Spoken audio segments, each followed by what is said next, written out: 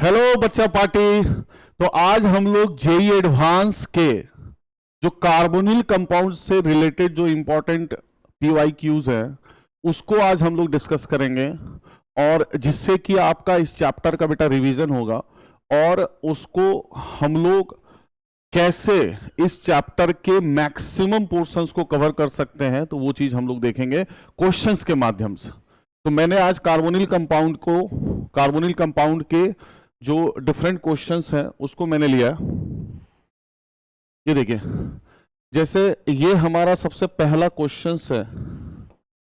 ये देखिए C6H10O, ये वर्ड वाले क्वेश्चंस काफी ज्यादा दिए जाते हैं और ये सीक्वेंशियल टाइप का रिएक्शन, मतलब बहुत सारे इसमें रिएजेंट होते हैं। ये देखिए गिग्नार्ड रिएजेंट है, फिर उसमें वाटर, गिग्नार्ड रिएजेंट और वाटर के साथ रिएक्ट करवाया, फिर इसमें कंसंट्रेटेड HCl देके फिर यहाँ पे ये मेजर प्रोडक्ट बनाया, और फिर इस Q में से 20% H3PO4 और 360 केल्विन, मतलब टेम्परेचर दिया गया और H+ दिया गया, फिर से ये मेजर प्रोडक्ट बना। और यहाँ पे देखिए ये डेफिनेटली कोई ना कोई एल्कीन बन रहा होगा। ये देखिए परॉक्सी लिंकेज वाला एंटी मार्कोनिक ऑक्सूल, और फिर H2Ni और Br2 हीट के साथ फिर ये मेजर किया, और इसमें ये पूछा बताओ कौन सा इसमें से प्रोडक्ट होगा। ठीक है, तो पहला चीज तो बेटा क्वेश्चंस को केयरफुली हमें रीड करना है, केयरफुली देखना है कि क्या हो सकता है। C6H10O तो डेफिनेटली है कि C6 मतलब 6 कार्बन होगा, और अगर C6H12 होता तो साइक्लोहेक्सीन हो जाता, सॉरी। तो साइक्लोहेक्सेन अगर हो जाता तो ये कहने का मतलब ये है कुछ ऐसा हो जाता। अब C6H10O है तो इसका मतलब ये हो गया कि O हमने 1 2 3 4 5, तो C6 हो गया, और H10 10 यहाँ पे हाइड्रोजन है, साथ में O, तो साइक्लोहेक्सेनोन हो गया ये। चलिए अब इसको हम लोग देखते हैं, अब इसका सॉल्यूशन। ये देखिए जैसे यहाँ पे देखिए ये C6H10O, जैसा मैंने अंदाजा लगाया कि भाई यही होना चाहिए, क्योंकि C6H12 होता तो साइक्लोहेक्सेन हो जाता आराम से।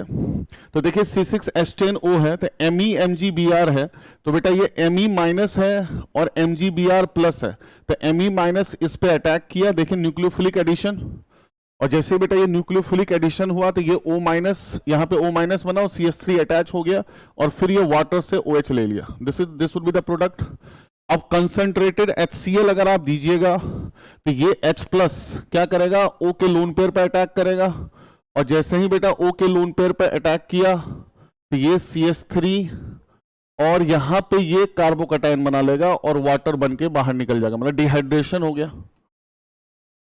और फिर यहां पे जो Cl- है वो बेटा अटैच हो जाएगा आराम से, ये S बन जाएगा। ठीक है, फिर यहां पे ये OH है, यहां देखिए 20% H3PO4 360 केल्विन, मतलब डिहाइड्रेशन हो जाएगा। और डिहाइड्रेशन के बाद यहां पे हमने कुछ टेम्परेचर वगैरह भी दे दिया, तो टेम्परेचर अगर दे दिया तो डेफिनेटली बात है कि ये डिहाइड्रेट होके बेटा एल्कीन बना लेगा। ये देखिए ये आराम से यहां पे ये एल्कीन बना लिया, और फिर एल्कीन जैसे ही बना तो ये HBr पेरोक्साइड, तो मतलब पेरोक्साइड यहाँ पे अवेलेबल है, मतलब एंटी मार्कोनिकोव्स एडिशन होगा, तो जो लेस सब्स्टिट्यूटेड पोजीशन है यहाँ पे बेटा ये Br लग गया। और इधर अब हम हाइड्रोजनेशन करवाएंगे तो हाइड्रोजनेशन में ये डबल बॉन्ड जो है वो सिंगल बॉन्ड में ट्रांसफॉर्म हो जाएगा, और फिर अगर Br2 in the presence of light देंगे तो ये बेटा फ्री रेडिकल मैकेनिज्म फॉलो करेगा, और फ्री रेडिकल मैकेनिज्म फॉलो करेगा तो इसका मतलब वो हाइड्रोजन को रिप्लेस करेगा। ठीक है, तो यहां वाला जो हाइड्रोजन है ऑलरेडी यहाँ पे ये 4 बॉन्ड बनाएगा, तो यहां वाला हाइड्रोजन को क्या करेगा कि हटा के वहां पे Br लगा देगा, क्योंकि यहाँ पे हाइड्रोजन हटा के सबसे पहले रेडिकल बनेगा, और जहां जहां हाइड्रोजन है वहां रेडिकल बनेगा। पर हमें पता है कि बेटा 3 degree radical is very much stable, तो इसलिए बेटा यहाँ के हाइड्रोजन को रेडिकल बना के यहाँ पे Br बना देगा। बस this would be the product. ये देखिए बस इसी लिहाज से ये देखिए ये सारा का सारा प्रोडक्ट हम लोगों ने यहाँ पे डिस्कस कर लिया, तो उस लिहाज से ये आंसर होना चाहिए फर्स्ट एंड सेकंड। ये देखिए ठीक है, तो ये इन्होंने अलग अलग नाम दिया हुआ है, SU, ये सारे के सारे टर्म्स है, तो ये आराम से ये दोनों टर्म्स हमारे हो जाएंगे। ठीक है, तो ये हमारा बेटा फर्स्ट क्वेश्चन था। अब आते हैं सेकेंड क्वेश्चन पे। ठीक है, सेकेंड क्वेश्चन को अगर हम लोग ध्यान से देखें तो यहाँ पे ये एक बेंजीन है जिसके साथ ये मिथॉक्सी ग्रुप लगा हुआ है, और यहाँ पे ये ट्रिपल बॉन्ड है, फिर यहाँ पे ये एल्डिहाइड है, तो Hg मतलब ये Hg2+ के प्रेजेंस में डाइल्यूट H2SO4 दिया गया, तो बेटा Hg2+ के प्रेजेंस में अगर डाइल्यूट H2SO4 दिया गया तो मतलब ये OH को अटैच करेगा। तो ये OH अगर अटैच करेगा तो कहां पे OH अटैच करेगा, ये बेटा ट्रिपल बॉन्ड के केस में ये रिएक्शन को हम लोग यूज करते हैं। फिर यहाँ पे देखिए ये अमोनिकल AgNO3 दिया गया, तो ये बेटा हम लोग जनरली ऑक्सीडेशन वगैरह में हम लोग यूज करते हैं। फिर देखिए यहाँ पे क्लीमेंसन रिडक्शन ZnHgHCl के लिए दिया गया है, फिर यहाँ पे ये Q बनाया गया। क्लीमेंसन रिडक्शन में जो कार्बोनिल कंपाउंड है वो पूरा हट जाएगा। फिर यहाँ पे Q बनने के बाद फिर SOCl2 pyridine जो कि Cl लगाता है OH वगैरह से, फिर AlCl3 करके फिर ZnHgHCl करके S बनाया गया। ठीक है, तो पहले क्वेश्चंस के रिएजेंट को समझना है। अब देखिए, अब इसको हम लोग सॉल्व करते हैं। देखिए जैसे अगर इसका हम लोग देखें सॉल्यूशन, तो बेसिकली यहां पे ये देखिए, तो ये ट्रिपल बॉन्ड है, तो बेटा ट्रिपल बॉन्ड अगर है तो इसका मतलब ये हो गया कि ये Hg2+ H+ यहां पे चला जाएगा, तो यहां पे ये डबल बॉन्ड, ये देखिए यहां पे ये ऑक्सीडाइज हो जाएगा और यहां पे ये ट्रिपल बॉन्ड है, तो ये डबल बॉन्ड O आ जाएगा। ये देखिए, तो यहां पे ये ऑक्सीडाइज हो गया और यहां पे ये डबल बॉन्ड O आ गया, और फिर ये 2 कार्बन यहां पे रह गया। ठीक है, क्योंकि यहां पे बेटा ये ट्रिपल बॉन्ड था, तो ट्रिपल बॉन्ड में ये Hg2+ OH, तो यहां पे बेटा ये OH लग जाएगा और डबल बॉन्ड OH लगेगा। तो डबल बॉन्ड OH बेटा इनॉल फॉर्म होता है, तो इनॉल फॉर्म तुरंत से कीटो में चला जाएगा और ये पार्ट जो है वो ऑक्सीडाइज हो जाएगा, ये एज इसके कारण। और फिर ZnHgHCl अगर हम देंगे तो क्लीमेंसन रिएक्शन करवाएंगे, तो ये जो डबल बॉन्ड O है वो पूरा का पूरा हट जाएगा और ये COH यहाँ पे अवेलेबल हो जाएगा। तो ये हमारे पास यहाँ पे Q बन गया। ये देखिए, अब ये यहाँ पे कि Q तक हम लोग पहुंच गए, और जैसे बेटा यहाँ पे Q बना, अब हमने SOCl2 और pyridine लगा दिया। SOCl2 pyridine जैसे ही दे दिया तो COH के साथ यहाँ पे COCl बन गया। ठीक है, और जैसे ही बेटा COCl बन गया तो फिर आप जैसे ही इसमें AlCl3 दीजिएगा, AlCl3, तो AlCl3 क्या करेगा, इस Cl को निकालेगा, इस Cl को जैसे ही निकालेगा तो ये CO+ बनाएगा और ये CO+ घूम के यहाँ पे बेंजीन रिंग के साथ अटैच हो जाएगा। ठीक है, जैसे वो रिंग बनाए 1 2 3 ऐसे करके एक रिंग बन जाए, जिससे देखिए इसी टाइप से ये प्रोडक्ट हमारा बना होगा। ये देखिए यहाँ से जैसे ही वो हमने Cl निकाला तो यहाँ से ये जो कार्बन ऐसे जो सीधा था यहाँ से घूम के यहाँ पे देखिए ये रिंग बना लिया। ये देखिए यहाँ से घूम के यहाँ से ये रिंग बना लिया। तो इसी को बेटा यहाँ पे ये देखिए प्रोडक्ट के सेंस में यहाँ पे ऑलरेडी फिगर बना हुआ है, तो यहाँ पे ये कार्बन 1 2 3 4 यहाँ पे जाके अटैच हो गया। ये देखिए 1 2 3 4 ये जाके यहाँ से अटैच हो गया यहाँ पे। ठीक है, और जैसे बेटा ये अटैच हुआ, ये डबल बॉन्ड ऑलरेडी O है यहाँ पे, अब जैसे इसमें क्लीमेंसन रिडक्शन करवाएंगे तो ये डबल बॉन्ड O हट जाएगा और यहाँ पे ये हमारे पास टर्म आ जाएगा, दिस इज द S। तो इस तरह से ये देखिए दिस इज द प्रोडक्ट हमें निकालना था, ये S और ये सब निकालना था कि भाई कौन सा ये टर्म्स होगा। तो ये देखिए S हमारा यही होगा और हमें क्या निकालना था, R, QRS का इसका जोड़ी दिया हुआ था। R क्या हो गया, ये देखिए R हमारा ये हो गया, S ये हो गया। तो इसी हिसाब से आराम से आप आंसर उसमें ढूंढ सकते हो, S कौन सा है, R कौन सा है, Q कौन सा है। इस हिसाब से आराम से हम लोग उसमें आंसर ढूंढ सकते हैं कि S कौन सा हो सकता है। देखिए S जैसे ऐसे है, और R कौन सा हो सकता है और Q कौन सा हो सकता है, क्योंकि ये देखिए सारा का सारा प्रोडक्ट यहाँ पे। ठीक है, Q देखिए ये वाला हो गया, R हमारा ये वाला हो गया और S हमारा ये हो गया। ठीक है, चलिए अब हम लोग थर्ड क्वेश्चन में चलते हैं। ठीक है, if the reaction sequence given below is carried out 15 moles of acetylene, the amount of the product D formed in is कितना बनेगा। देखिए जैसे क्वेश्चंस देखने से लग रहा है C ट्रिपल बॉन्ड C है, रेड हॉट आयरन ट्यूब में दिया गया, तो आपको याद होगा बेटा दिस से पॉलीमराइजेशन। तो पॉलीमराइजेशन अगर ये C ट्रिपल बॉन्ड C है तो इसका अगर हम पॉलीमराइजेशन करवाएंगे तो ये बेंजीन रिंग बनाएगा, तो पॉलीमराइज हो जाएगा ये। ठीक है, और फिर पॉलीमराइज होने के बाद ये देखिए फिडलक्राफ्ट एल्काइलेशन किया गया, फिर उसके बाद O2H3O+ दिया गया, जिससे कि CH3CO CH3 निकल गया CH3CO निकल गया, मतलब और फिर यहाँ पे CH3COCl देके फिर यहाँ पे बनाएगा। और यहाँ देखिए साथ में यील्ड का भी चर्चा किया गया 50% 80%, ये सारे के सारे टर्म्स। ये देखिए, अब ये तो खैर आंसर है, वो तो खैर हम लोग पूरा इसको सॉल्यूशन देखेंगे, सॉल्व करेंगे तो ऑब्वियस बात है कि उसका आंसर पता चल जाएगा। ये देखिए 3 C ट्रिपल बॉन्ड C मिलके, ये 3 ट्रिपल बॉन्ड C मिलके बेटा यहाँ पे एक बेंजीन रिंग बन गया, वही polymerisation, red hot iron tube में पॉलीमराइजेशन हो जाएगा।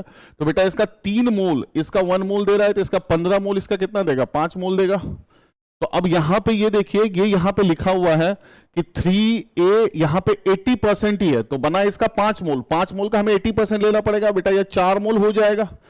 और फिर उसके बाद AlCl3 देके यहां से हटके, ये Cl जैसे ही हटेगा तो कार्बोटाइन बनेगा, फिर ये शिफ्ट होके बेटा यहां पे आ जाएगा, शिफ्टिंग होगी। तो शिफ्टिंग होगी तो इसका मतलब ये हो गया, ये यहां से हट जाएगा। तो ये अगर शिफ्टिंग होगी तो ये Cl यहां से निकल जाएगा, Cl निकल के वहां से कार्बोटाइन बनेगा।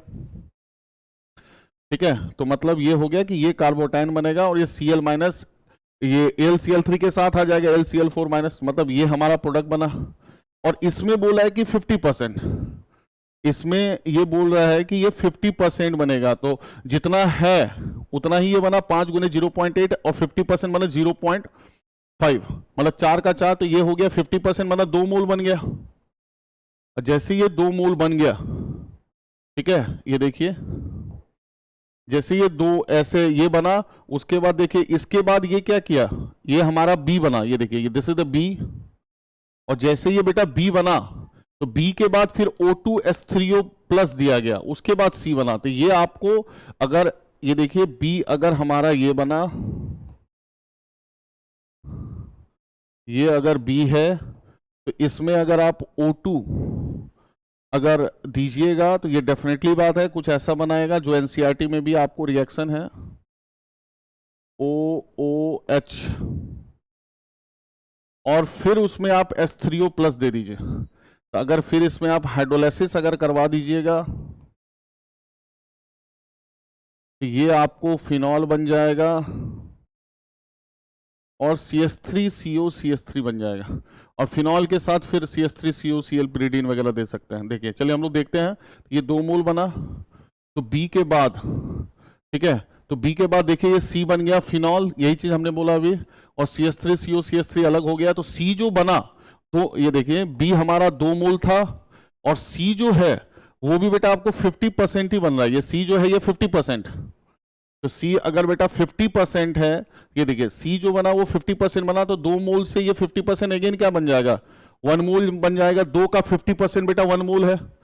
उसके बाद इसमें CH3COCl pyridine दिया गया, CH3COCl pyridine अगर दिया गया तो इसका मतलब ये हो गया कि ये Cl यहां से निकल जाएगा और COCH3 इसमें अटैच हो जाएगा। ये कार्बन एक्स्ट्रा लिखा हुआ है, ये पूरा यहां से अटैच हो जाएगा, ये COCH3 लग जाएगा। कहने का मतलब ऐसा कुछ बन गया, मैं नीचे लिख देता हूं, ये फिनॉल है और यहां पे बेटा ये COCH3 लग गया।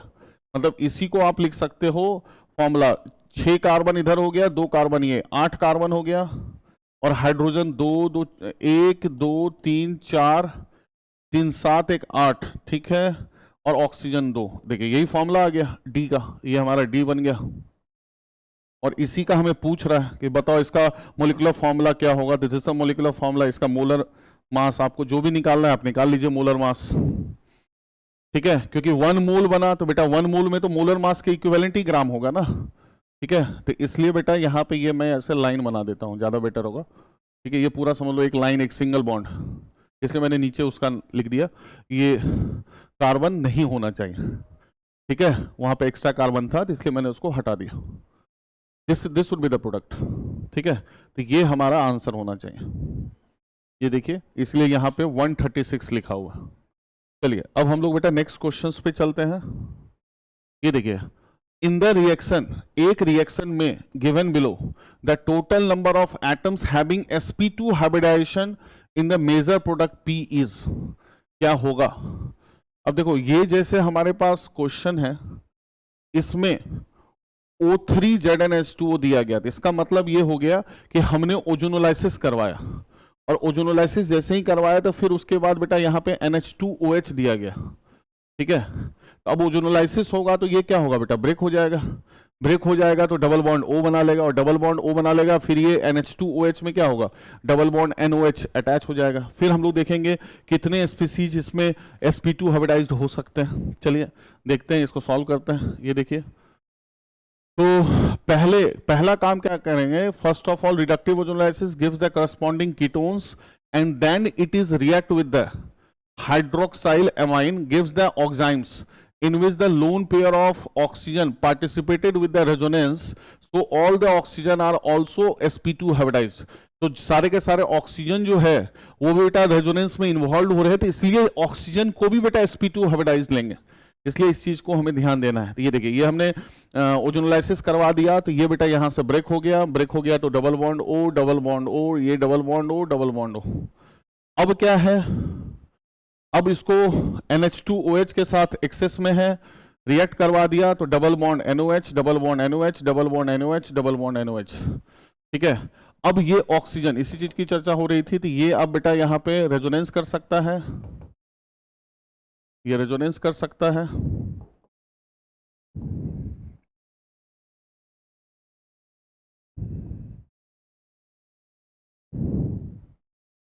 अब ये रेजोनेंस कर सकता है, तो जैसे बेटा रेजोनेंस करेगा तो O+ ये ऐसा कुछ बना लेगा। अब बस इसमें ढूंढिए sp2 hybridisation, total number of atoms having sp2 hybridisation in the major product is 12। अब 12 कैसे आया ये भी देखिए, यहाँ पे हम लोगों ने लिख दिया है। ये देखिए, दिस इंक्लूड्स 4 कार्बन एटम्स, ये सारे के सारे जो कार्बन एटम है 1 2 3 4 नाइट्रोजन एटम्स, ये वाले 1 2 3 4 एंड 4 ऑक्सीजन एटम 1 2 3 4, क्योंकि ऑक्सीजन भी बेटा यहाँ पे रेजोनेंस में इन्वॉल्व है, इसलिए उसका भी sp2 हाइब्रिडाइजेशन हम लोग लेंगे, कंसीडर करेंगे। ठीक है, तो दिस इज द क्वेश्चन। अब चलते हैं बेटा नेक्स्ट क्वेश्चन पे। अब इसकी हम लोग बात करते हैं, the total number of carboxylic acid group in the product P is. ये देखिए, सबसे पहले हमने हाइड्रोलाइसिस करवा दिया, फिर हीट कर दिया। तो हाइड्रोलाइसिस करवा दिया तो ये जो आप देख रहे हो ये अनहाइड्राइड ग्रुप, तो ये क्या हाइड्रोलाइज्ड हो जाएगा। फिर उसके बाद आपने ओजोनोलाइसिस करवा दिया। ठीक है, तो हम लोग इसको देखते हैं, सॉल्व करते हैं। ठीक है, कार्बोक्सिलिक एसिड लास्ट में कितना बचता है, ये देखिए, जैसे ही आप हाइड्रोलाइसिस करवाइएगा तो ये तो ऐसे ही होगा, ये ग्रुप जो है हट जाएगा। ये जैसे ही यहाँ पे हाइड्रोलाइज्ड हुआ तो बेटा यहाँ पे ये जो है ये COH, ये भी COH बन के निकल जाएगा। ये देखिए, हाइड्रोलाइज्ड हुआ तो COH आ गया। अब एक चीज गौर से देखो, ये देखो, ये COH है, यहाँ पे अल्फा है, ये बेटा बीटा है, ये COH है, यहाँ पे ये अल्फा है, ये बीटा है, मतलब ये बीटा कीटो एसिड हो गया।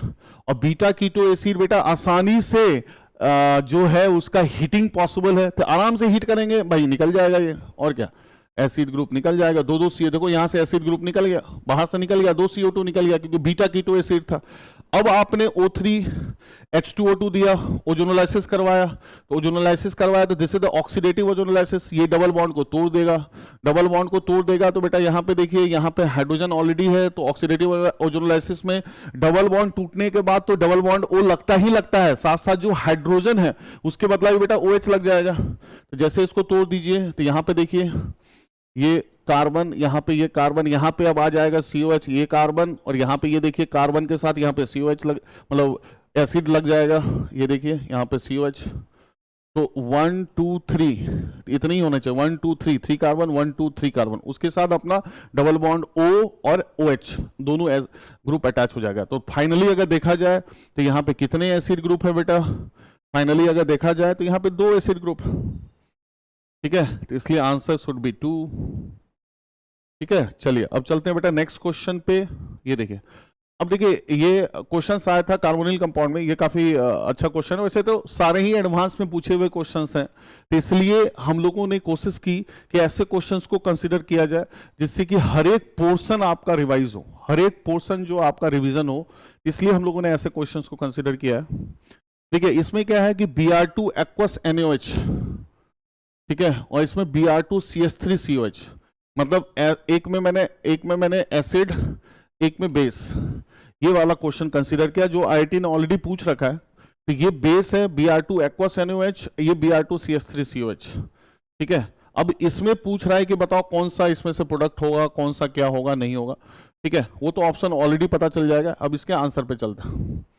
ठीक है, अब देखिए जैसे CH3CO CH3 है, ठीक है, तो CH3CO CH3 है, आपने अगर बेस दिया तो बेस क्या करेगा बेटा, ये डबल बॉन्ड O है तो ये अल्फा कार्बन है, तो अल्फा कार्बन से हाइड्रोजन को निकाल देगा, तो हाइड्रोजन को जैसे ही निकालेगा तो ये माइनस बनाएगा, और जैसे ये माइनस बनाएगा तो माइनस बेटा यहाँ पे ये रेजोनेंस करेगा, माइनस रेजोनेंस करेगा तो डबल बॉन्ड, और यहाँ पे ये O माइनस थोड़ा बड़ा लिखा हो गया, तो यहाँ पे ये बेसिकली ये माइनस बनाया O माइनस, ठीक है, जो इनोलेट आयन हम उसको बोल सकते हैं, और फिर ये Br2 अगर एक्सेस में है तो फिर ये घूम के आएगा और ये माइनस, और फिर यहाँ पे ये Br2 पे बेटा अटैक कर देगा, Br को बाहर निकाल देगा, तो आराम से ये CBr आ जाएगा, मतलब ये 3 Br आ जाएंगे, CBr3, ठीक है, और जैसे बेटा ये CBr3 हो गया, आपने उसमें हाइड्रोलाइसिस करवाया तो ये CHBr3 और एसिड बन के बाहर निकल जाएगा, तो CH3COO Na और CHBr3 बन के बाहर निकल गया।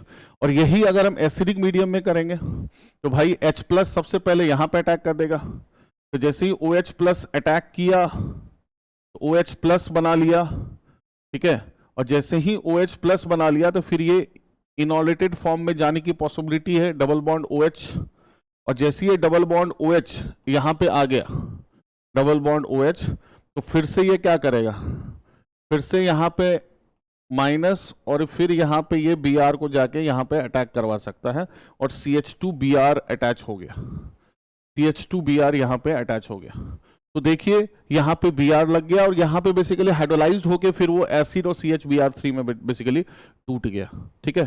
तो देखिए एसिडिक और बेसिक मीडियम में कैसे ये बेसिकली अटैक कर रहा है और कैसे ये रिएक्ट कर रहा है, ठीक है। चलिए अब हम लोग नेक्स्ट क्वेश्चन पे चलते हैं। अब इन द फॉलोइंग रिएक्शन, इस रिएक्शन में द प्रोडक्ट फॉर्म्ड आर क्या होगा, बताइए क्या क्या हो सकता है। तो बेटा ये फिनॉल है और यहाँ पे ये CH3 लगा हुआ है, तो CHCl3 प्लस OH माइनस, तो ऑब्वियस सी बात है CHCl3 अगर OH माइनस के साथ है, CHCl3 और ये OH माइनस के साथ है, तो ये जाके H+ को निकालेगा और एक Cl को बाहर निकाल देगा, मतलब अल्फा एलिमिनेशन। तो मतलब ये तुरंत से क्या बनाएगा, ये तुरंत से आपको कार्बीन बना देगा, फिर ये कार्बीन जाके जो है वो बेसिकली अटैक कर सकता है, ठीक है। तो कार्बीन जाके यहाँ पे जैसे ही अटैक करेगा, ये देखिए, तो अब यहाँ पे तो ये जस्ट लाइक ये रीमा-टाइमर रिएक्शन का ही एग्जांपल है, उसमें वही CH3 लगा हुआ है, तो ये देखिए इसमें ये मेजर प्रोडक्ट और ये इसका माइनर प्रोडक्ट बनने के चांसेस हैं। ये देखिए OH माइनस गया तो सबसे पहले H+ निकाला तो ये O माइनस लग गया, ठीक है, तो ये O माइनस को आप घुमाइए, तो O माइनस अगर बेटा घूमेगा तो यहाँ पे जाएगा, तो ये माइनस यहाँ पे बन जाएगा, तो ये देखिए यहाँ पे CH3 के पास यहाँ पे माइनस हो गया, और हमें पता है रीमा-टाइमर रिएक्शन में तो यहाँ पे बेटा जैसे ये बनेगा तो कुछ ऐसा बन जाएगा, डबल बॉन्ड O ऐसा ऐसा, ये CH3 और यहाँ पे CHCl2, इसीलिए बेटा इस टाइप का प्रोडक्ट जो है ये माइनर हो गया, और बाकी तो ये नॉर्मल है, जैसे हम लोग NCERT में भी देखे हुए हैं, मेजर प्रोडक्ट तो बेटा इस टाइप से बनना है, तो इसीलिए इसमें देखिए इन्होंने दो ऑप्शन दिए हुए थे। Q यहाँ पे क्या हो गया बेटा, माइनर हो गया, और जो एक्चुअल प्रोडक्ट है S जो है ये आपका मेजर हो गया, ठीक है। तो ये रीमा-टाइमर रिएक्शन था, डायरेक्ट ही समझिए, एक तरह से NCERT का टर्म्स उन्होंने पूछा हुआ था, तो B और D होना चाहिए, B और D, B Q minor D major, हाँ B और D, ठीक है। It is example of the रीमा-टाइमर रिएक्शन। ये देखिए ये CCl2 है, तो CCl2 जाके यहाँ अटैच हो गया, वही कार्बन इंटरमीडिएट, और फिर यहाँ पे CHCl2 लग गया, तो ये पूरा का पूरा देखिए। अब बेटा हम लोग नेक्स्ट क्वेश्चन पे चलते हैं, जो अभी जस्ट मैंने इसके पहले बताया कि वही कार्बिन है, कार्बिन माइनस है, वहां पे जाके कार्बिन जाके क्या होगा बेटा, अटैच हो जाएगा, और जैसे ही अटैच होगा तो ये देखिए यहाँ पे ये CHCl2 लगा दिया। चलिए अब हम लोग नेक्स्ट क्वेश्चन पे चलते हैं।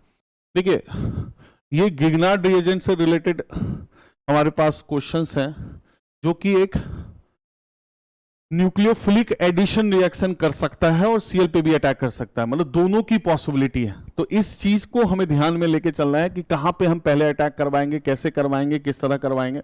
ये देखिए तो CH3 MgBr है, तो ये CH3 माइनस है, MgBr प्लस है, तो CH3 माइनस अब यहाँ पे अटैक किया, ये देखिए एरो डायग्राम भी बना रखा है इसमें, तो ये O माइनस हुआ, तो अब ये O माइनस, तो पहले हमने न्यूक्लियोफिलिक एडिशन करवाया, अब ये O माइनस जाके यहाँ पे सब्स्टिट्यूशन रिएक्शन करेगा जिससे Cl बाहर निकल जाएगा, और जैसे ये करेगा तो यहाँ पे देखिए इस टाइप से ये साइक्लिक ईथर वाला कंपाउंड फॉर्म हो गया, साइक्लिक ईथर वाला कंपाउंड फॉर्म हो गया, this would be the D, और कोई इस टाइप का कंपाउंड है ही नहीं।